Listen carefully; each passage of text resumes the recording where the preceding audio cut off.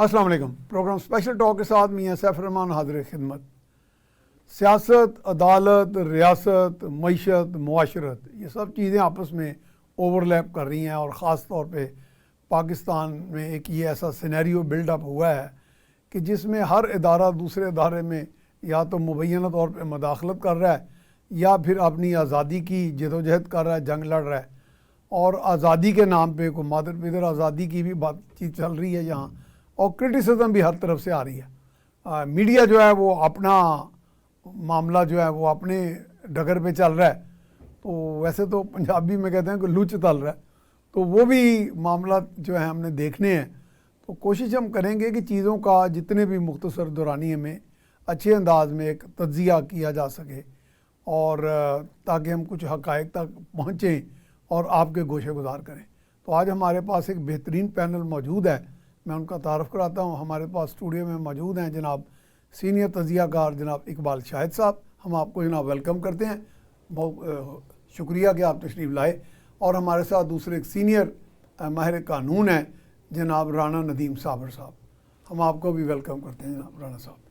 اچھا اقبال شاہد صاحب، یہ ساری چیزیں جیسے میں نے ابتدائی میں کہا، تو خیر مجھ سے اچھے اینکر ہیں ماشاءاللہ، بڑی عمدہ بات چیت کرتے ہیں اور آپ سے سیکھتے بھی ہم. تو یہ ایک ہی وقت میں کئی قسم کی چیزیں سامنے آ رہی ہیں پھر کھل کے. ویسے تو نئی باتیں نہیں ہیں، آپ نے تو یہ سارے ادوار دیکھے ہیں، بذات خود ایک بیوروکریٹ بھی رہے ہیں. تو ایک دم ہمارے ہاں اختیارات کی تقسیم کا جو وہ معاملہ تھا، سیپریشن آف پاورز کا، وہ ماضی میں چلا. پھر اس میں سیپریشن آف پاورز کی اس میں باقاعدہ اتھارٹیز بھی ہیں، اعلیٰ عدلیہ کی بھی. تو آئین کے اندر تو یہ موجود ہے، لیکن کبھی کبھی ایسے بھی لگتا ہے کہ کچھ ایک دو ادارے منہ زور ہو کے زیادہ یہ سوچ کے جی ہمیں تو کوئی، ہم کسی کے آگے جواب دہ نہیں ہیں، تو چونکہ جواب دہ نہیں اپنی من مانی کرتے رہے، اور اس کا نقصان عوام ہی کو ہوا بالآخر. تو اس وقت صورتحال کیا آپ دیکھ رہے ہیں ساری جناب؟ میں سے بہت شکریہ. کہتے ہیں کہ وقت کرتا ہے پرورش برسوں، حادثہ ایک دم نہیں ہوتا. ایک دم نہیں ہوتا. ٹھیک ہے. اب صورتحال یہ ہے کہ پاکستان کا پولیٹیکل سسٹم شروع سے ہی یرغمال ہے. اس میں جو بیماری ہے وہ سارے پاکستان، یہ لفظ آپ نے اچھا بولا، یرغمال ہے. پاکستان کے لوگوں کو پتہ ہے وہ بیماری، یا تو پتہ ہی نہ ڈائیگنوز نہ ہوئی، وہ بیماری کا پتہ ہے. پاکستان میں پولیٹیکل پارٹیز نے جو مل کے آپ نے کہا پولیٹیکل پارٹیز ایکٹ بنایا ہے، اس میں پارٹیز میں جمہوریت نہیں ہے، اور وہاں کسی کی آواز نہیں سنی جاتی. وہاں کسی رائے اگر کسی کی ہو تو اس پر بحث ہو، اس پر نظام کو سیدھا کرنے کے لیے وہ کوششیں جاری رہیں. لیکن سیاسی پارٹیاں پرائیویٹ لمیٹڈ فرمیں بن چکی ہیں، وہ ذاتی ایک شخصیت کے گرد ہی گھومتی ہے. ساری جو چیئرمین ہے وہی سب کچھ ہے، ساری پارٹیاں اسی میں ہیں. پھر یہ ہے کہ آپ نے دیکھا کہ سب سے پہلے کسی بھی ملک میں ادارے جس کو لوگ کہتے ہیں، پاکستان میں ادارے کمپرومائز اس لیے ہو چکے ہیں کہ اداروں کے سربراہ جو آئینی سربراہ ہوتے ہیں وہ آئین کی پرواہ نہیں کرتے. انہوں نے اداروں کو یرغمال بنایا ہوا ہے، اور انہوں نے اس طرح ان کو چلا رہے ہیں جس طرح اس کے مالک ہوتے ہیں. آپ کسی بھی ادارے کو دیکھ لیں کہ آپ کو ون مین شو نظر آئے گا، وہ وزیر اعلیٰ ہو، کوئی منسٹر ہو، وزیر اعظم ہو، یا مثلا آئینی کوئی عہدہ، مثلا الیکشن کمشنر پاکستان ہو، یا دوسرے سینسٹیو اداروں کو بھی بات آپ کر سکتے ہیں. آپ ایک ہی چیئر کی طرف دیکھتے ہیں کہ وہ جو پریزائڈ کر رہی ہے، وہ جو بھی بات کرتی ہے اس کو پوچھنے والا کوئی نہیں. پوری دنیا میں آپ نے دیکھا کہ ادارے کام کرتے ہیں، شخصیات میٹر نہیں کرتی. پاکستان میں شخصیات میٹر کرتی ہیں، ادارے میٹر نہیں کرتے. تو یہاں تو یہی صورتحال ہے کہ آپ نے دیکھ رہے ہیں کہ اس وقت جو حالات ہیں وہ ایک دن کے نہیں ہیں. مثلا کسی زمانے میں سنتے تھے کہ بیوروکریسی جو ہے وہ کسی کی نہیں ہوتی. مجھے یاد ہے 1985 میں جب پہلی دفعہ وزیر خزانہ کے ساتھ میں اسٹاف افسر تھا، تو وزیروں کو بڑا شدید مزاحمت کا سامنا کرنا پڑتا تھا. ہاں، بیوروکریسی سے وہ لڑتے تھے، الجھتے تھے، بڑی رائے دیتے تھے. اور اگر کوئی سمری آ گئی ہے، اس پر رائے ہے، تو بہت مشکل ہوتا تھا کہ اس کے اگینسٹ کوئی فیصلہ کیا جا سکے. اب آپ دیکھیں جب قانون ساز ادارے کمپرومائز ہو کہ ایک دن میں اس چیز کی کوئی پرواہ نہ کریں کہ 9 آدمی ہوں، 10 ہوں، 12 ہوں، وہ کورم کا بھی خیال نہیں کرتے، وہ قانون سازی کر دیتے ہیں. بیوروکریسی جو ہے یہ تب بچ سکتی تھی کہ اس کا جو دورانیہ اپوائنٹمنٹ کا ہے، جو انگریزوں کے زمانے سے چلا آ رہا ہے، یعنی آپ کہہ سکتے ہیں رولز ہیں باقاعدہ سروسز کے کہ 3 سال کسی آدمی کو رہنے دیا جائے، اور جو فیسیلٹی ہے وہ سب کے ساتھ برابر کی جائے. یہاں لائکنگ اور ڈس لائکنگ سے یہ نظام تباہ ہو گیا جس پر آپ بات کر رہے ہیں. ٹھیک ہے. اچھا رانا صاحب، ماشاءاللہ آپ ماہر قانون ہیں. یہ سیپریشن آف پاور جو ہے، یعنی آئین کے اندر اختیارات کی تقسیم کا ایک باقاعدہ پورا سسٹم موجود ہے، لیکن اس میں بعض اوقات لوگ اب یہ ایک شبہ کر رہے ہیں کہ مثال کے طور پہ عدلیہ ہے ہمارے لیے سب سے قابل احترام ادارہ ہے، مطلب عدلیہ نے کہ کچھ بڑوں نے یہ سمجھ لیا کہ ہم تو کسی کے آگے جواب دہ نہیں ہیں، لہذا جس طرح کا مرضی فیصلہ کر لیں، اور فیصلوں کے اندر ذاتی افسانے بھی لکھے ہوتے ہیں، گو کہ دنیا میں کہیں نظیر نہیں ملتی، افسانے پھر بھی نہیں لکھے جاتے، سزا دے دی جاتی ہے یا چھوڑ دیا جاتا ہے۔ تو اسی طرح ہمارے عسکری اداروں پہ بھی لوگوں نے الزام لگایا کہ جی وہ بھی سمجھتے ہیں ہم کسی کے آگے جواب دے نہیں، ہماری انٹرنل اکاؤنٹیبلٹی ہے۔ تو اگر باہر کے سسٹم سے آپ موازنہ کریں تو وہاں سسٹم تو سیپریشن آف پاورز کا وہاں بھی ایسے ہے، وہ کوئی روایت اچھی سے چل رہا ہے یا اچھی نیت سے چل رہا ہے یا کیا ہمارے ہاں کیا حکم ہے؟ میں اس کے اندر 2-3 چیزیں عرض کرنا چاہتا ہوں۔ سب سے پہلے ڈیموکریسی کا جو خوبصورتی ہے وہ ہے ہی سیپریشن آف پاور۔ ٹھیک ہے، اگر سیپریشن آف پاور نہیں ہے تو وہ آپ جتنے مرضی کانسٹیٹیوشنز بنا لیں، وہ مونارکی ہے، وہ ڈکٹیٹرشپ ہے، وہ ڈیموکریسی نہیں ہے۔ ٹھیک ہے۔ دوسرے جو سب سے اہم فیکٹر ہے نا، جس کو آج تک کسی نے ڈسکس شاید نہیں کیا، وہ یہ ہے کہ 1947 میں پاکستان بنا، ٹھیک ہے، تو کانسٹیٹیوشن ہمارے پاس 73 میں آیا۔ 47 سے لے کر 73 تک جتنے انسٹیٹیوشنز ہیں ان کو اپنی اپنی عادات، اپنی اپنی پاورز کا ایک چسکا پڑ گیا، ایک عادت بن گئی، جس کی وجہ سے اب انڈر دی کانسٹیٹیوشن آنا مشکل ہو گیا۔ یعنی وہ کانسٹیٹیوشن آپ ان کی راہ میں ایک رکاوٹ ہے۔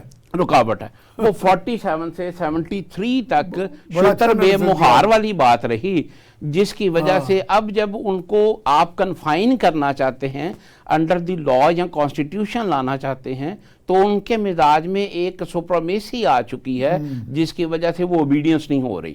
اور پھر جب تک آپ لا کو، کانسٹیٹیوشن کو by your own obedience follow نہیں کریں گے، تب تک آپ اس سے نکلنے کے چور راستے بناتے رہیں گے، جو اس وقت تک پاکستان میں بہت ہو چکا ہے، جس کی وجہ سے ادارے ایک دوسروں کے اندر مداخلت کرتے ہیں اور ڈیموکریسی کو ڈیمیج کیا جا رہا ہے۔ لیکن دیکھیں، اگر بائی یور اون اوبیڈینس جو ہے، how will it come about? میرا مطلب کہ میں اگر بگڑا ہوا شخص ہوں تو مجھے کوئی ایکسٹرنل پریشر جو ہے یا ایکسٹرنل اکاؤنٹیبلٹی ٹھیک کر سکتی ہے نا، تو میں اپنے اندر تو بگڑا ہوں، میں کیسے ٹھیک ہوں گا؟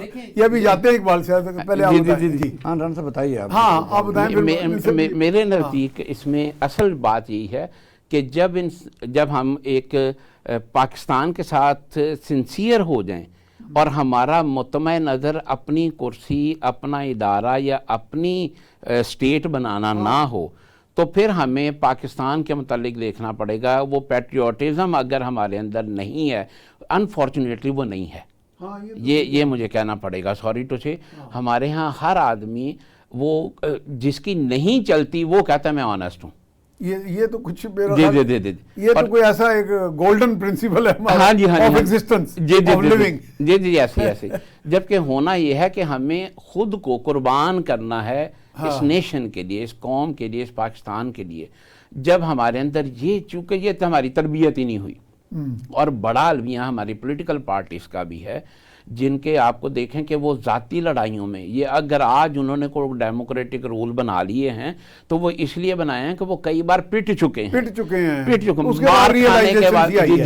مار کھانے کے بعد پھر یہ ڈیسائیڈ ہو گیا کہ یار چلو جتنی دیر کی کرسی ملے اس کو ہم پیسفلی انجوائے کر لیں، تو وہ ایک الائنس پہ آ گئے۔ ورنہ جیسے الیکشن اناؤنس ہوتا ہے، آپ ان کے سٹیٹمنٹس دیکھیں، ان کی ڈیبیٹس دیکھیں، تقریریں جلسے دیکھیں، اس سے آپ کو اندازہ ہوگا کہ یہ ابھی بھی ڈیموکریٹک نہیں ہوئے۔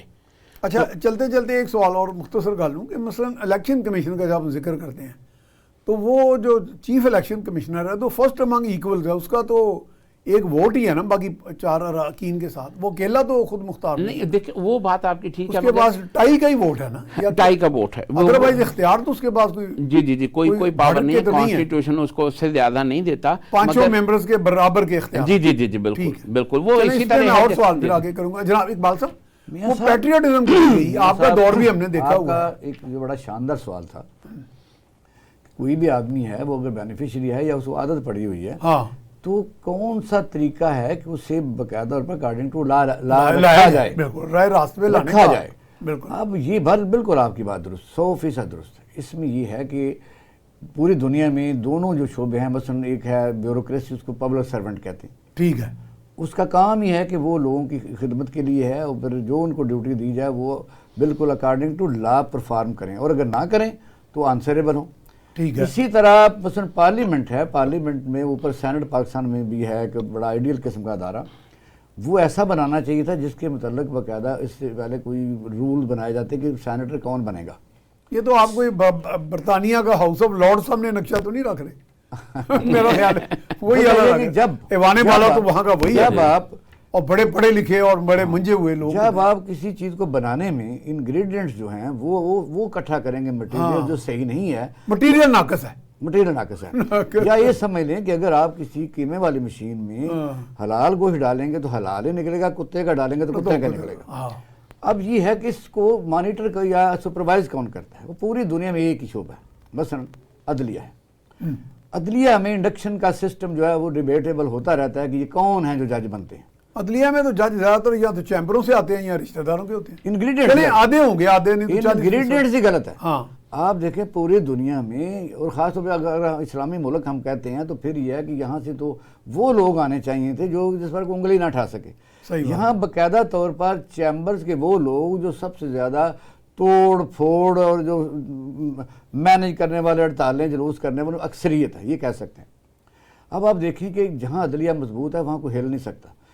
एक वाक़या तो है ट्रंप का, जब ये प्रेसिडेंट बना था, और ट्रंप जब बना तो उसने आते ही जब अनाउंस किया कि 6 मुल्क जो हैं उनका अमेरिका में दाखिला मना है, उसमें 6 ममालिक, तो पाकिस्तान भी शामिल था। जी जी जी। अदलिया के एक जज ने उड़ा के रख मैं दिया। इकबाल शाह साहब कथा कलामी की माफी, मैं उन दिनों अमेरिका में था। अच्छा। तो वो छोटी छोटी ना प्लास्टिक की हथकड़ियां लेके फिर रहे होते थे। हाँ। मैं कहा कितने मेनू भी ना ला देंगे, गैर मुल्की कितने फिर रहे। वो बहुत ज्यादा वो ट्रंप ने वो उन किया दिनों था। बड़ी सख्ती की थी। एक जज ने सारा केस उलट के रख दिया और माना गया। हाँ, पाकिस्तान में अब अगर इस्लामाबाद हाई कोर्ट के जज साहबान ऊपर प्रिजाइडिंग चेयर के ऊपर जज की कुर्सी बैठकर रो रहे हों कि हमारी कोई नहीं मानता, तो वजह यह है कि एक जो सिस्टम बना हुआ अच्छा, है वो सिर्फ मेरे ख्याल हुकूमती मामले में है। वैसे तो 100 फांसियां दे दें, 100 को 100 लग जाती। वो होता है, जाहिर है। अवाम के मुकाबले असल में तो में ये अदलिया है- बहुत आजाद है, वजह ये चंद लोगों के सामने आजाद नहीं तो है। बीमारी फिर दिमाग से शुरू होती है ना। हाँ। अगर आप पावरफुल को सजा नहीं दे सकते तो इसका फायदा फिर वो पावरफुल के लिए तो वो आजाद नहीं है, फायदा फिर क्या है? कमजोरों के लिए आप आजाद है। देखें कि इस वक्त भी जेल में फिर उधर लौट जाती है नजर उस नहीं, तो जाहिर है ये करें बात। ये वजह यह है कि आप मुझे किसी जगह की अदालतों में मैं आपके साथ चलता हूँ, आप रोज मिलना चाहे मैं मिलवा दूंगा। हाँ। आप मिलवा देंगे मुझे। हाँ, सुपरटेंडेंट जेल की औकात ही नहीं है, अंदर ऐसा सिस्टम मौजूद है कि आप रोज मिलने कढ़ाई गोश्त खाएं, बाहर आ जाएं। हाँ। और सिंध में जितने लोगों को सजा मिली अपनी अच्छा इकबाल साहब, आपकी बात बहुत उम्दा है, लेकिन डायरेक्टर साहब डर गए, वो कहते हैं ब्रेक। नाज़रीन जा रहे हैं ब्रेक पे, ब्रेक के साथ फिर दोबारा हम ब्रेक के बाद हम आपको खुशामदीद कहते हैं। जी इकबाल साहब, आप जरा वो बात वाइंड अप कर लेते जो आप कर रहे थे कि ट्रंप के दौर में एक जज का फैसला आया तो फिर अमल दरामद हुआ, आज तक किसी सब की जरूरत ये नहीं है। हुई। हाँ, ऐसा ही है कि मसला पूरी दुनिया में बेतहाशा मिसालें हैं कि अदलिया ने कोई फैसला किया तो वो 100% माना जाता है। आपके पास इंडिया और मुल्क की तरक्की का राज भी और ऐन इस्लामी है कि इंसाफ ना हो तो मुआशरे तबाह हो जाते हैं। ये हज़रत अली करमुल्लाह वजह का कौल है। कॉल है, ठीक है। तो सूरत और ये हकीकत भी है, हकीकत भी है। आप देखिए कौन मना कर रहा है, ठीक है। कौन मना कर रहा है कि अदलिया को फैसले करने में कौन रुकावट है? दुरुस्त है, प्रेशर होता है, लेकिन अगर फैसले करें, मैं उसकी छोटी मिसाल देता हूँ। अगर सपोज कंटेम्प्ट ऑफ कोर्ट है, आप के पास फाइल पहले पहुंच जाती है, आपने ऑर्डर किए, वायलेशन हुई, सारे टीवी में देखा और सब लोगों ने अगर पिटीशन दायर हुई है, वायलेशन कंटेम्प्ट हुई है, तो आप फौरी एक ही पेशी पर सजा क्यों नहीं देते? आपसे तो डीसी इस्लामाबाद में बदला जा सका। हाँ। आईजी इस्लामाबाद में मुद्दत पूरी करके बदला अपनी मर्जी से। वजह यह है कि आज जुम्मेदार पाकिस्तान की अदलिया है। अदलिया के जुर्रतमंदाना फैसले से मुआशरे तामीर होंगे, तामीर होंगे। अच्छा राणा साहब, आप इतने माहिर कानून हैं, मिसाल के तौर पे ये कहा जाता है जी प्रोसिक्यूशन कमज़ोर है, तो मैं ये एक बात कहता हूँ, ये सादगी में कहता हूँ, मुझे करेक्ट कर दें कि अगर प्रोसिक्यूटर जज हो और जज प्रोसिक्यूटर हो तो ये तो फिर दोनों का रोल तो मुनफरद है ना अपनी अपनी जगह। जी जी बिल्कुल तो ऐसे। बड़ा रोल किरदार तो जज का है जिसके बाद फैसला होना है। जी जी बिल्कुल अगर ऐसे। जज अपनी दानिश में समझे جیسے اس کے پاس دفعہ ترمیم کی بھی ایک طاقت جی جی جی جی جی جی وہ بعض کا جج کہہ دیتے ہیں جی تفتیش غلط ہوئی ہے، جی جی اس میں یہ ایک ترمیم کر کے دفعہ ایڈ کریں جی یا ایک حذف کریں، جی جی جی جی تو پھر جج اتنا بے اختیار کیوں ہے کہ وہ پروزیکیوشن کا محتاج ہے ہر نہیں وقت؟ نہیں بالکل یہ بالکل بات غلط ہے. یہ تو آئین کے میں اندر میرا دل جی، مجھے ذہن ہضم نہیں کر رہا قانون یہ کے بات. اندر باقاعدہ یہ پروویژن موجود ہے. ہر کورٹ کے پاس ایک انہیرنٹ جورسڈکشن ہوتی ہے. اچھا جیسے ٹھیک ہے، ہم میجسٹریل کورٹ میں 249A کہتے ہیں، ٹھیک ہے، سیشن کورٹ میں 265K کہتے ہیں، 265K ہائی کورٹ میں اس کہتے ہیں، طرح ٹھیک ہے. ہائی کورٹ میں 561A ہے. تو وہ جو انہیرنٹ جورسڈکشن ہوتی ہے وہ ہوتی ہی اس بات کا علاج ہے کہ اگر کوئی چیز ریٹن لا کے اندر کور نہیں ہو رہی تو آپ اس کے تحت اپنی پاور کو ایکسرسائز کریں. ٹھیک ہے. اور یہ تو سپریم کورٹ کا ایک فل بینچ کا ڈیسیجن بھی ہے کہ اگر وکیل کوئی غلطی کر رہا ہے یا پروسیکیوشن کوئی غلطی کر رہی ہے تو وہ کورٹ پابند نہیں ہے کہ وہ اس تک نہ جائے. کورٹ اس کو کریکٹ کر سکتا ہے. کورٹ کا لا نوئنگ ہونا، ایکسپرٹ ہونا ضروری ہے رادر دین دی پروسیکیوشن. جج کے بارے میں تو یہ رائے ہے نا کہ وہ ایک اپنی دانست میں ایک دیانتداری سے ایک چیز کو بھانپ لیتا ہے کہ اس بندے سے جرم کا اور ارتکاب کیونکہ ہوا ہے. انہوں نے انصاف کرنا ہے، انہوں نے قانون نہیں کرنا، انصاف کرنا ہے. تو وہ انصاف تو کہتے ہی اس وقت ہیں کہ جب قانون میں کوئی چیز اگر کور نہیں بھی ہو رہی تو انصاف کے مطابق اس کو سینٹنس کیا جائے. اچھا آپ یہ دوسرا سوال لے لیں، ظاہر اس پہ تو بڑی ڈیبیٹ چاہیے، اس پہ میرے پاس کئی اور پوائنٹس تھے. مثال کے طور پہ ہمارے ہاں ایجنسیوں میں، چونکہ اب ایجنسیوں کا ذکر آ رہا ہے تو وہ بھی ہم آئیں گے، وہ کہتے ہیں کہ بڑے سے بڑا خوفناک دہشت گرد جو ہے وہ عدالتوں میں بڑا طاقتور وکیل جاتا ہے جس کا فیس چلتا ہے تو وہ بڑی بھاری برکم فیس ایک دہشت گرد سے لے لیتا ہے. میں بھی ایک دو وکیلوں کو ذاتی میرے عزیز ہیں وہ، تو وہ بڑے سے بڑا دہشت گرد یا بڑے سے بڑا مجرم آرام سے چھوٹ جاتا ہے. تو وہ کہتے ہیں ہمارے لیے اور کوئی چارہ نہیں رہتا، پھر مسنگ پرسن والا چکر ہو جاتا ہے، پھر یہ ہو جاتا ہے.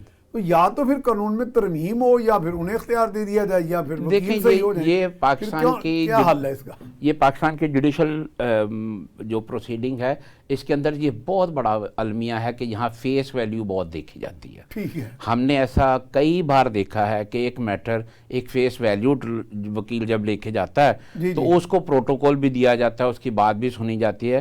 تو یہی تو انصاف کا قتل ہے. ضمانتوں کے کیس میں 8 تاریخیں پڑتی دیکھی. جی جی بالکل ایسے ہی جسٹس کی عدالت میں ایسے جی جی جی بالکل ایسے. ادروائز ایک میرے کا تھوڑے کا مسکین آدمی ہوئے جی جی گھنٹے جو وہ اڑا دیندے نے بالکل دونوں پروسیجر ایڈجسٹمنٹ دیتے ہی نہیں ہے. جی جی بالکل ایسے ہی ہے. یہی وجہ ہے کہ جس کی وجہ سے عدالتوں نے کچھ باتیں ایسی کی ہیں جس سے انہوں نے اپنے ہی مقام کو کھو دیا ہے، جو کہ نہیں ہونا چاہیے. جج جو ہے اس کو فیصلہ کرنا ہے میرٹ کے اوپر، ٹھیک ہے، جو ٹرائل کرنا ہے اس کو فیئر جسٹس کس کو کہا جاتا ہے کہ جسٹس کیا بھی جائے اور وہ کرتے ہوئے نظر بھی آئے. اگر وہ جسٹس کرتے ہوئے نظر نہیں آتا تو یقیناً جس کے اگینسٹ جا رہا ہے وہ سیٹسفائیڈ نہیں ہے. جب وہ سیٹسفائی نہیں ہے تو وہ عدلیہ اس کے سامنے اپنا مقام خود کھو دیتی ہے. درست ہے. اچھا اقبال شاہ صاحب، آپ ماشاءاللہ خود بھی بیوروکریسی میں مختلف شعبوں میں رہے ہیں، بڑے بڑے اچھے بیوروکریٹ بھی ہیں، اچھے پولیس میں بھی بڑے بڑے اچھے لوگ ہیں. مثلا میں یو کے کی ایک عدالت میں ٹیسٹیفائی کر رہا تھا، ایک میں گواہی دے رہا تھا، تو انگریز جج تھے وہ، تو یہاں ویڈیو لنک سے میں بیٹھا لاہور سے کر رہا تھا. تو میں نے نا یو کے کی برطانیہ کی پولیس کو کچھ تھوڑا برا بھلا کہا اور تنقید کی. تو مجھے جج صاحب نے کہا کہ مسٹر رحمان، دنیا میں آپ پہلے شخص ہیں جو ہماری پولیس کے بارے میں یہ رائے رکھتے ہیں. مجھے اپنے آپ کو کریکٹ کرنا پڑا اور میں نے کہا your owner I am sorry for that, میں نے کوئی فرتے جذبات میں یا کوئی ایک چیز غلط دیکھی. تو کہنے کا مقصد تھا کہ وہاں اداروں کا آپس میں اعتماد کا جو رشتہ ہے، یعنی اگر پولیس والا کسی مجرم کو پکڑ لاتا ہے تو جج کہتا ہے پولیس والے نے غلطی نہیں کی، یہ یقیناً مجرم ہوگا. فیصلہ تو پھر بھی جج نے شواہد پر سچویشن تو یہی ہے. لیکن یہاں تو یہ کہتے ہیں پولیس کی گواہی نہیں لینی، فلانے دی نہیں لینی، انڈیپینڈنٹ وٹنس نہیں آتا، لہٰذا یہ بندہ غلط بندہ جڑا ہے. دیکھیے چونکہ آج پروگرام میں غالباً ہم اچھا موضوع ہے کیونکہ رانا صاحب سے استفادہ کرتے ہیں. رانا صاحب کی جو کمیونٹی ہے وہ کلا نے بھی عدالتوں کو یرغمال بنایا ہوا ہے. یہاں professional bar association, Pakistan bar council, وہ تو کہہ رہے ہیں فیس ویلیو کی بات، supreme court bar association, high court, کروڑوں روپے خرچ ہو کے جب وہ آتے ہیں پریزیڈنٹ ہوتے ہیں تو آپ نے دیکھا کہ کسی نہ کسی پارٹی کا باقاعدہ فخر سے بیان کرتے ہیں 5,000 کا کھانا دے میں کلے بھی کھادا ہے، جب 2 کروڑ کا کھانا نہیں ہوتا، 5,000 کا میں کلے بھی کھادا. یہ کہتے ہیں جی دو ہیں انصاف کے لیے چیزیں، وکلا اور عدالت. کہاں تک bar and bench. Bar and bench. یہ پاکستان کی جو بارز ہیں یہ منافع بخش کاروبار بن چکا ہے بڑی معذرت کے ساتھ. وجہ یہ کہ انہی کے لوگ انہی کے پھر چیمبر سے جج بنتے ہیں، یہی بھاری فیسیں لیتے ہیں. جو رانا صاحب کہہ رہے ہیں فیس جو ہے انہی کا ہوتا ہے. اور باقی رہ گئی آپ نے ایک بات کی، دہشت گردوں کے بھی یہی پھر وکیل ہوتے ہیں ہیوی فیس لے کے. آپ نے کوئٹہ کا سانحہ دیکھا ہوگا کہ 100 یا اس سے بھی زیادہ وکلا بم دھماکے میں جب تحقیقات ہوئی تو پتہ چلا کہ دہشت گردوں کے میں مین وکلا بھی شامل تھے، باقی بے گناہ بھی مارے گئے. دہشت گردوں میں نہیں، دہشت گردوں کے وکیل تھے وہ. اچھا اچھا اچھا اچھا، ان میں جو مین سلاٹ میں نے کہا خدا نہ خواستہ کہ مین سلاٹ جو وکلا یعنی وکلا کچھ وہ جو کچھ وہ ایسے بھی تھے جو ان دہشت گردوں کے. تو وہ ہوا یہ کہ وہ باقی بے گناہ میں مارے گئے جو اکٹھے کر رہے تھے پروٹیسٹ سمجھ لیں. تو وجہ یہ ہے کہ اس وقت بہت بڑی میاں صاحب سرجری کی ضرورت اس لیے ہے کہ جس طرح ملک معیشت کے طور پر بیٹھا جا رہا ہے. وہ تو پھر میں اور آپ ہی کر سکتے ہیں، اور تو کسی نے کرنی نہیں. کوئی نہیں، پوری دنیا چل رہی ہے نا. آپ کو ہم نے سرجری کرتے دیکھا انہوں نے ڈنڈا پکڑ کے. اب پوری دنیا سر باہر نظام کو چلا رہی ہے. یہ نہیں ہو سکتا کہ صرف ہم ہی یعنی نالائق ہیں. نہیں، یہاں آپ دیکھیں ہمارے پاس کوئی اچھا مینیجر ہونا چاہیے. ہم خدا نخواستہ یہ تو نہیں کہ باہر سے امپورٹ کرو، لیکن اس وقت ضرور ہمارے اندر لوگ موجود ہیں. لیکن پھر بھی ہے کہ all the rules are made for the people. یہاں رول بنائے جاتے ہیں خاص ایک ایلیٹ کے لیے. آپ نے دیکھا پچھلی پارلیمنٹ میں 9 10 13 بندوں نے 35 امینڈمنٹ کر دی. یعنی آپ تو آئے ہیں اس نظام کو بہتر کرنے کے لیے، نیا جو سسٹم آتا ہے پولیٹیکل، لیکن آپ اس کو مزید خراب کر کے جاتے ہیں. ابھی آپ دیکھ لیں کہ مثلا وہ تو اس حد تک بھی ہیں کہ ہم آنسریبل نہیں ہیں. یہ جوڈیشری بھی آنسریبل ہے، فوج کو بھی ذرا ڈر رہے ہیں، لیکن یہ بھی اس پر طرف بھی کئی دفعہ آ جاتے ہیں کہ یہ بھی کیوں اس طرح ہو رہا ہے کہ وہ چین آف کمان ہے. وہاں اگر آپ بکھیر دیں گے، پولیس کا رول لے آئیں گے تو پھر فوج نہیں رہتی. فوج تو چین آف کمان کے طور پر چلتی ہے، اسی لیے مضبوط ہے. یعنی یہ سسٹم ہے. پہلی دفعہ وکلا، دوسرا ہے سیاستدان. اس وقت ضرورت ہے کہ ایسا سسٹم جو ہے آپ کا لایا جائے. نہیں پھر بھی دھیان جو ہے آپ کا عدالتوں کی طرف ہی جاتا ہے کہ پاکستان کے جو عوام ہیں ان کے ہاتھ میں کچھ نہیں ہے، نہ انہیں عوامی منتخب نمائندے منتخب کرنے کا اختیار حاصل ہے. اگر یہ معاشرہ اس حد تک پہنچ چکا ہے کہ لوگ باقاعدہ کہتے ہیں کہ اگر کسی کو خوش فہمی ہے کہ میرے ووٹوں سے یہ ایم این اے پارلیمنٹ کا ممبر قانون ساز کا بنا ہے تو وہ بھی خوش فہمی ہے. اگر ایم این اے جو بنا ہے جس طریقے سے فراڈ سے بنا ہے، جیسے بھی پیسے بنا ہے، یا سینیٹر بنا ہے باقاعدہ پیسے دے کے، تو وہ بھی جب اپنے وزیر اعظم کے متعلق یہ خوش فہمی نکال دے کہ اس کی وجہ سے وزیر اعظم بنا ہے. اب پاکستان میں اقتدار کے لیے لوکل اسٹیبلشمنٹ ہو یا انٹرنیشنل اسٹیبلشمنٹ ہو، وہاں سودا بازی کر کے جو بندہ آئے گا کیا وہ آؤ کہ ملک کو سنوارے گا؟ اس لیے نظام میں بڑی سرجری کی ضرورت ہے. اور ایک طرف دھیان جاتا ہے وہ عدلیہ اور عدلیہ. اچھا رانا صاحب، یہ ابھی ٹرمپ کا ذکر ہوا تو ٹرمپ کے دور میں انہوں نے ایک وائلنس بھی انسائٹ کی تھی اور کیپٹل ہل وائٹ ہاؤس پہ چڑھ دوڑے تھے لوگ. وہ میرے علم کے مطابق ان لوگوں کو جو سزائیں ہوئیں وہ آج تک نہیں چھوٹے. جی بالکل. نہ وہاں وکیل کا چہرہ چلا، نہ بھاری فیس چلی، نہ جج نے یہ کہا کہ پولیس غلط ہے یا ریاست غلط ہے یا حکومت غلط ہے. یا وہاں جج، ادارے، عدالت، پولیس سب ایک پیج پہ تھے اور انہوں نے وائلنس کرنے والوں کو سزا دیا. وہ آج تک اندر ہے. یو کے میں ہیرڈز کے سٹور پہ بہت بڑا حملہ ہوا، وہاں بھی یہ ہوا. پاکستان میں بہت سے دہشت گرد جو تھے ان کو باقاعدہ عدالتوں سے ضمانتیں ملی اور جا کے بھاگ کے اپنی پناہ گاؤں میں جا کے دوبارہ انہوں نے حملے کیے. اور یہ ایک عام ہمارے ہاں ایک سلسلہ بن چکا ہے. تو جب تک ایک شخص جو صرف اپنے من کی موج پہ یا اپنے نظریے کی بنیاد پہ قتل قتال کرتا ہے تو اس کا حوصلہ تو اور بڑھتا جائے گا جب اس طرح کی صورتحال ہوگی. دیکھیں اصل میں اس کے اندر بھی ایک چیز میں جو عرض کرنا چاہتا ہوں، کسی بھی ڈیموکریٹک کنٹری کی کامیابی کا سب سے بہترین اصول جب سیپریشن آف پاور ہوتی ہے تو اس کے ساتھ ایک چیک اینڈ بیلنس ہوتا ہے. ہاں، اور جس ادارے کو آپ چیک اینڈ بیلنس کریں گے اس کے پیچھے مثلا عدالتوں کا تو کوئی چیک نہیں کرتا. عدالت تو کہتی ہے ہم تو خدا کے آگے جواب نہیں، مگر اسی وجہ سے پھر ہو رہا نا. کر سکتا ہے. ہاں، باہر کے ملکوں میں ہے، وہاں ہوتا ہے، پارلیمنٹ جو ہے سپینہ پاور رکھتی ہے. جی جی بالکل ایسا ہے. یہاں بھی ہونا چاہیے، یہاں بھی ہونا چاہیے. ہر سپریم کورٹ کی پارلیمنٹ ہوتی کون ہے؟ بالکل ایسے ہی ہے. اور یہ وہی وجہ ہے جو میں نے آپ کو شروع میں عرض کی تھی کہ اسی وجہ سے ہر بندہ جب وہ اکاؤنٹیبلٹی سے نکل جائے گا، اگر اکاؤنٹیبلٹی نہیں ہے تو پھر ان گائیڈڈ پاور کے ساتھ آپ کسی بھی کنٹری کو ڈسٹرائے کر سکتے ہیں. اگر اکاؤنٹیبلٹی ہے، اس کو پتہ ہے، وہ رسپانسیبل ہے، تو پھر وہ فیصلے جو ہے نا وہ. اچھا، یہ اب 6 ججز کا جو ایشو آیا ہے اس میں تو اب جسٹس जिलानी साहब ने भी अब इनका जो है जी माजरत कर ली है, जी जी जी। तो फिर अब कमीशन किस तरह का बने? देखें अब कमीशन की तो मेरा बात ख्याल नहीं है शायद रहेगी। वो कोई वो सुप्रीम कोर्ट ने सो मोटो ले लिया, गया। सो मोटो ले लिया आपने सुप्रीम amendment कोर्ट कर ने। दी, ठीक है। वैसे भी अगर हम इस तरह की कोई बात देखें ना तो हमें आर्टिकल 209 को पढ़ना पड़ेगा कॉन्स्टिट्यूशन अच्छा। में। आर्टिकल 209 जो है वो सुप्रीम जुडिशल काउंसिल के वो सारे फंक्शन को डिस्कस करता है। ठीक है। तो उसके मुताबिक होना तो ये चाहिए था कि चीफ साहब ये काम पहले ही कर देते, सुप्रीम ये जुडिशल काउंसिल का इजलास तलब कर लेते और मसले को टेकअप करते। उसको इस तरफ ले जाना कुछ दिनों का ज़िया है, तो ये नहीं होना ये चाहिए। बेहतर पॉलिसी हाँ, ये होती है। बेहतर पॉलिसी थी कि वो 209 में उसको लेकर उसके ऊपर डिसाइड करते थे।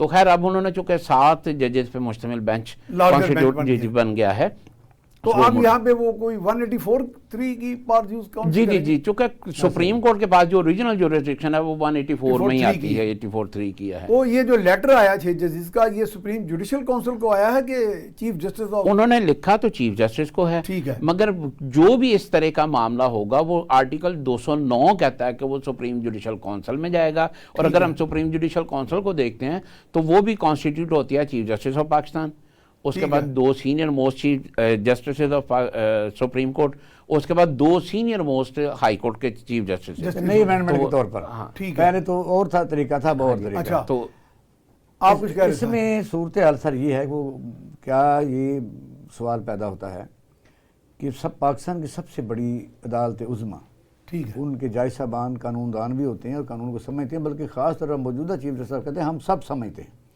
वो कहते हैं कि हमने तो एक दफ़ा राय गई कि ये इस्लामी कोई स्कॉलर बुलाया जिन्होंने कि मैं उनसे ज़्यादा समझता हूँ। क्या ये इस पहले दिन नहीं होना चाहिए था? सवाल ही नहीं उठना चाहिए था? क्या उसमें 183 सब ने पढ़ा हुआ नहीं है? क्या ऐसे केसेस जाने नहीं चाहिए थे जिसको कहते हैं ता तरियाक अबुर्दा शुद और मारगजीदा अबुर्दा शुद? सूरत हाल इस वक्त ये है। फिर ये है कि वज़ीर आज़म को मुलाकात नहीं करनी चाहिए थी, मुलाकात वज़ीर आज़म से नहीं करनी चाहिए। अच्छा, वज़ीर आज़म भी अब कह रहे हैं कि हमें बुलवाया गया, ऐसा ही है, दोनों को नहीं करनी चाहिए। क्या सिचुएशन? वज़ीर आज़म को कहा गया कि जी आप आए, वज़ीर, हाँ उन्होंने कहा। अच्छा, वज़ीर आज़म को तो ज़ाहिर एज ए आर्डर पे जाना पड़ा, ठीक है। इसका चीफ जस्टिस साहब को मुलाकात नहीं करनी चाहिए। उनकी रिजर्वेशन ये थी सीधी सीधी कि इंतज़ामिया हमारी नहीं मान रही और थ्रू इंतज़ामिया एजेंसियाँ जो हैं वो इंटरफेरेंस कर रही हैं। जो हुकूमत के अंडर भी एजेंसियाँ, इंटेलिजेंस ब्यूरो होती है, कई एजेंसियाँ होती हैं, और ख़ास IAS है भी आपको तो विंग, ये पॉलिटिकल भी है। हाँ, अब सूरत आ रही है कि ये कितने दिन के बाद फिर क्यों हुआ? इसलिए कि प्रेशर और दबाव की वजह से 100% सोशल मीडिया लगा लें, इंटरनेशनल मीडिया लगा लें, या जो फिर सदर खान जुलानी साहब को भी मैं समझता हूँ इज्जतदार रहना देना चाहिए था, खुद उन्होंने जवाब दे दिया। आपने अगर कंसर्न नहीं ली तो उनका नाम क्यों दिया? ठीक है। आप ये भी सोचें, वजह ये कि अदालतें जब खुद को फैसला कर सक रही हैं, आप लेकिन इकबाल शाह साहब, उनकी तो एक बयान भी आया था कि जी मैं बड़ा मशकूर हूँ चीफ जस्टिस साहब का कि उन्होंने मुझ पर एतमाद किया। ये भी उनके बयान आते रहे, ये भी आए। आज से 2-3 दिन अब बस कई चीज़ें ना करें बेहतर है। अच्छा। इसलिए कि जब उन्होंने उनको दिखाया गया कि ये फैसले आपने किए, अच्छा, सोशल मीडिया पर सारा आ गया कि आप जाने दें, और उनके फिर दोस्तों ने कहा कि आप जाने दें। लेकिन अब 6 जजेस में से भी कुछ जजेस पे लोग इतनी बुरी तनकीद कर करते रहे, कोई बात सोशल मीडिया मैं पे कहता हूँ बेहंगम हो गया। तनकीद तो होगी, क्योंकि निकाल लेंगे जो हक्स हैं। किसी के बारे में कहा गया जी वो एक जज के भाई हैं या कुछ करीबी वो करेंगे, जर्नल के वो करेंगे। इसलिए कि आप देखिए पाकिस्तान में जो किसी पार्टी को भी उसके साथ है, वो अंधाधुंध उसके साथ है, मतलब अंधाधुंध उसके साथ है। वो ये नहीं कहता ये आपने सही कहा। उसमें उन्होंने पहला खत लिखा या फिर बात भी की चीफ जस्टिस अपने से, दूसरी दफ़ा की, और जब सुप्रीम कोर्ट के साहब चीफ जस्टिस थे उनको भी बताया, और उस वक्त काजी फाजी साहब सीनियर जज थे, उनको भी पता है। तो फिर क्यों ये सोए रहे, मुझे बताइए? ये उनको चाहिए था कि इलाज करते। अगर आखिरकार लोग कहते हैं जी इनका ज़मीर पहले क्यों नहीं जागा। एक हमारे टीचर साहबान हैं जो घुसे हुए हैं सेनेट में, वो उनकी कोई इज्जत को हाथ डाले तो वो वाला करते हैं, उनके जो हवारी हैं उन पर चढ़ दौड़ते हैं। इरफान सदीकी साहब, मैं नाम आपको लेता हूँ। हाँ। भाई तुम कौन से एक सेनेटर के लिए तुम सारी जिंदगी तबाह बर्बाद कर रहे हो? कौन सा इंटेलेक्चुअल तुम लोग हो? आप भी उस पर जी इनका ज़मीर मेरे भाई की तरफ क्यों नहीं जागा, उनका कज़न है जो शौकत सदीकी साहब, हम उनके साथ ज्यादती पर भी तनकीद करते हैं कि उनके साथ ज्यादती हुई। लेकिन वैसे वो जरूरतमंद रहे हैं, जरूरतमंद रहे, उनको रेमेडी भी नहीं मिली। मैं इसको रेमेडी नहीं कहता, उनको मैं रेमेडी नहीं कहता। क्या आपने उनको रिटायरमेंट पर पेंशन दे दी?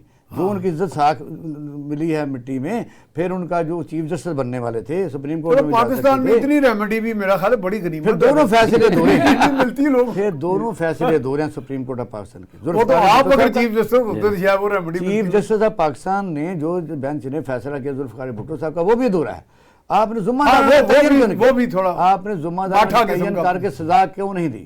پھر آپ نے شوکت صدیقی صاحب کے جو ذمہ دار ہیں ان کو کیوں نہیں بلایا؟ یہ کیا فیصلہ ہوا جی؟ آپ کو یاد ہے، آپ کو یاد ہوگا جنرل اسلم بیگ نے بڑی عدالت میں کھڑے ہو کے کیا کہا تھا بالکل کہ ہم نے یہ گڑبڑ کی ہے، ان کا کیا کچھ کر کے بلکہ وہ ایک بریف کیس لے کر آئے تھے جو انہوں نے کہا تھا کہ اگر میں بریف کیس کھولوں تو ہاں وہ تو بات کہنے کا مقصد ہے کہ جہاں اس حد تک اگر عدالتوں کے وہ لوگ، تمام عدالتوں کے لوگ بڑے ایسے نہیں ہوتے، یہ تو نہیں کہہ سکتے ہم۔ اس ملک میں جسٹس کارنیلیس رہے، دوراب پٹیل رہے، بھگوان داس رہے، باقیوں کا نام اور بتا بھی جو دیں۔ نام میرے نہیں آپ باقیوں کا نام، آپ بہت بڑے سینئر صحافی ہیں اور الحمدللہ صحافی ہیں، تو مجھے بتائیے بار بار کارنیلیس بھگوان داس کا نام لیتے ہیں، اور بھی کئی نام، کئی چیف جسٹس مجھے نام لسٹ بتا دیں۔ اس کا مطلب یہ ہے کہ نام وہی رہیں گے جنہوں نے انصاف کیا، جنہوں نے انصاف کیا۔ جی جی جی جی جی تو یہ یہاں پہ اس حد تک کہنے کا مقصد ہے کہ کہتے ہیں کہ اللہ کے عرش پر سب سے پہلے اٹھنے والا منصف ہوگا۔ جی بالکل ایسے ہی۔ تو میں جب ایک صحافی کے طور پہ جب ماسٹرز کے اسٹوڈنٹس کو پڑھاتا ہوں تو انہیں شعبہ بلاغیات میں پڑھاتا رہا ہوں، تو میں انہیں کہتا تھا کہ اگر آپ میں جرت اظہار نہیں ہے یا سچ پرکھنے کی یا کہنے کی نہیں ہے جرت، تو یہ پروفیشن آپ چھوڑ دیں، جی بالکل کوئی اور پڑھائی پڑھ لیں۔ تو میرا خیال ہے یہ پری ریکوزٹ تو میں جج کی زیادہ ہونی چاہیے۔ جی بالکل زیادہ ہونی چاہیے، اور آپ کی بات کو میں سیکنڈ کرتا ہوں۔ جیسے مجید نظامی صاحب نے نوائے وقت پہ لکھا تھا کہ بہترین جہاد جابر سلطان کے سامنے کلمہ حق کہنا ہے، تو یہ ہمارے ہر شعبے میں ہے، یہ صرف جرنلزم میں نہیں، یہ ہر شعبے میں ہے۔ جہاں اگر آپ کے اندر غلط کو غلط کہنے کی قوت نہیں ہے تو وَتَوَا صَوْ بِالْحَقِّ وَتَوَا صَوْ بِالصَّبْرِ کی وائلیشن ہو جاتی ہے، تو پھر اس کے لیے آپ نے اللہ کو جواب دینا ہے۔ بالکل، تو میرا خیال ہے ہم اس چیز کو بھول رہے ہیں کہ ہمیں ایک سپر طاقت جو اس کائنات کی سب سے بڑی ہستی ہمارا خالق جو ہے، جی جی جی ہمیں ہر لمحے دیکھ رہا ہے جی۔ تو میرا خیال اس لیے ہم زیادہ غدر اس وجہ سے ہیں۔ جی بالکل اسی میرا خیال جن کے پاس کوئی اختیار آتا ہے تو وہ تو میاں صاحب ہمارا پورا 190 جتنے دنیا ملک ہیں، ایکٹیو ملک ہیں، باقی تو 200 کے قریب ہیں، مجھے پتہ ہے صرف پاکستان جو مسئلے حل نہیں کر سک رہا۔ ہاں یہ آپ دیکھیں انڈیا میں چلے جائیں، ہر شعبے میں کیا ہمارا سب سے بڑا جو دشمن ہے مودی، اس نے کون سی ملیں لگائی ہوئی ہیں؟ وہ کون سا کیوں ڈرے گا بھائی کسی سے؟